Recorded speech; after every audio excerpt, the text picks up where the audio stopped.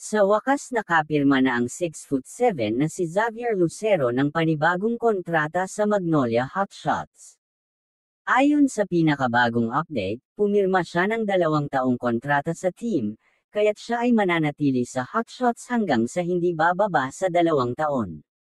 Pinangunahan mismo ni Alvin Patrimonio, team manager ng Magnolia, ang contract signing ni Xavier Lucero kasama ang presensya ni Coach L.A. Tenorio. Sa ngayon, handa na si Xavier Lucero na makipagkompetensya sa Season 50 ng PBA bilang bahagi ng Magnolia Hotshots. Si Xavier Lucero ay muling maglalaro para sa Magnolia Hotshots sa PBA Season 50 matapos pirmahan ang 2 taong kontrata noong September 12, 2025. Si Xavier Lucero ay excited na maglaro sa ilalim ng bagong coach na si L.A. Tenorio, na ang sistema ng laro ay nakabase sa ball movement, player movement, spacing, at high IQ reads. Si Xavier Lucero ay patuloy na nagpapabuti ng kanyang laro, partikular sa kanyang handles at shot. Siya ay nagtrabaho sa kanyang physical therapist upang maalis ang patellar tendinitis sa kanyang tuhod.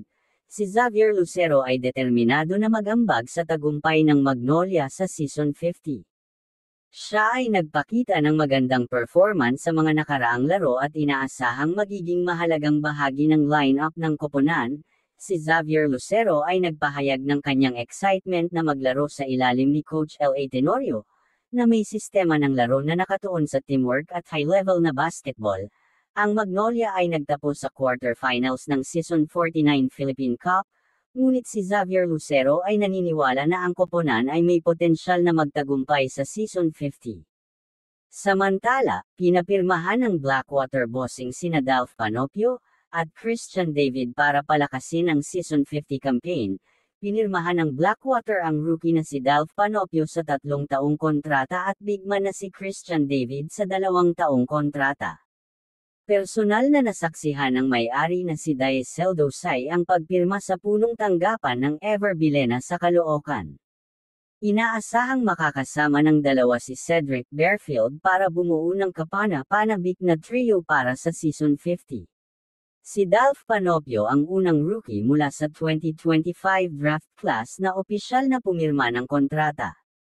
Ang bagong Big Three ng Blackwater bossing na sina Cedric Bearfield, Christian David, at Dalf Panopio ay inaasahang magbibigay ng malaking epekto sa koponan sa PBA Season 50. Si Cedric Bearfield ay isang skilled guard na may kakayahang magdala ng bola at mag-shoot ng tumpak. Nakagawa na siya ng magandang impression sa PBA at inaasahang magiging pangunahing bahagi ng lineup ng Blackwater. At si Christian David ay isang forward na may kakayahang maglaro sa loob at labas ng paint. Nakapagtala na siya ng mahusay na stats sa mga nakaraang laro, kabilang ang 15.6 points at 7.3 rebounds kada laro. Siya ay isang mahalagang bahagi ng koponan at inaasahang magpapatuloy ang kanyang magandang performance. Habang si Dalf Panopio ay isang point guard na may karanasan sa Gilas Youth Program at naglaro sa iba't ibang liga. Inaasahang magbibigay siya ng karagdagang lakas sa koponan at magiging isang mahalagang bahagi ng lineup ng Blackwater. Sa kanilang kombinasyon, ang Blackwater ay inaasahang magiging isang mapanganib na koponan sa PBA Season 50.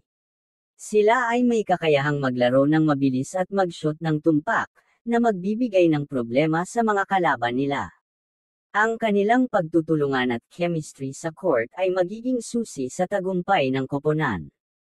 At yan ang bagong update sa PBA Season 50 2025. Kung may opinion kayo about sa ating topic, komento nyo lang sa ibaba ng video para mapag-usapan natin yan. At kung umabot ka naman dito, paki-subscribe mo naman ang ating channel para updated ka sa mga bagong upload natin. Yun lamang po at maraming salamat po sa inyo.